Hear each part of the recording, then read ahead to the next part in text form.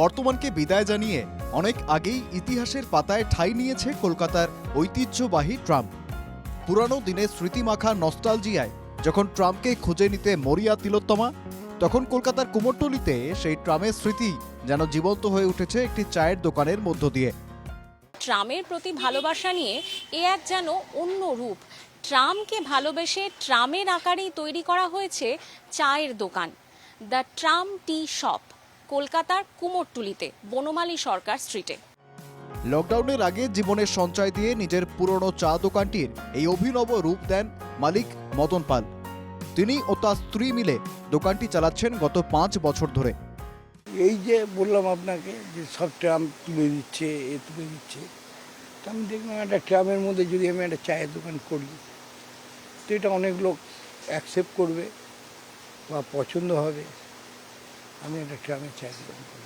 এবার ওটা ভেঙে চুরে যাচ্ছিল, একটা নতুন করবেন ভেবেছিলেন, তা উনি মনে করলেন এমন একটা অভিনব দোকান তৈরি করি যাতে লোকের মনেও থাকুক আর আমার দোকানটাও চলুক, এই মনে করেই উনি করেছেন। বাবার উদ্যোগ এটা, যে ট্রাম তো উঠেই গেছে, এখন একটা ইউনিক একটা দোকান লাগবে দেখতে, বেশ চা খেতে আসবে সবাই, পুজোর সময় বিভ্রান্তি হবে, সবকিছু ভালো হবে। স্থানীয়দের মধ্যেও এই চা দোকানকে কেন্দ্র করে আলাদা আকর্ষণ কাজ করে। ট্রামের রূপ দেওয়ায় সাধারণ একটা চা দোকানই হয়ে উঠেছে অসাধারণ। ধার দেনা শোধ করবো, সংসার চালাবো, আমাদের স্বামী স্ত্রী 2 ছেলে মেয়ে।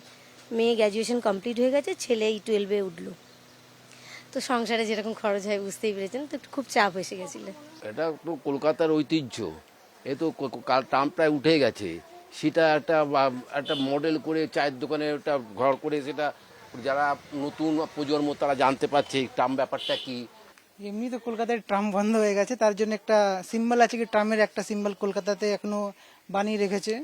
এদিকে অনেক পুরনো কি স্টাররা বা সেলিব্রিটিরা দেখেছি এদিকে আসে ঘুরে, ফরেনাররাও আসে এদিকে। অভিনব এই চায়ের দোকানে চা খেয়ে গিয়েছেন বহু সেলিব্রিটি। সবাইকে চা খাওয়াতে পেরে খুশি পাল দম্পতি। আরও খুশি কলকাতার ঐতিহ্য ট্রামের স্মৃতিকে দ্য ট্রাম টি শপের মাধ্যমে ধরে রাখতে পেরে। দেবিকা মজুমদারের রিপোর্ট, এনকে টিভি বাংলা।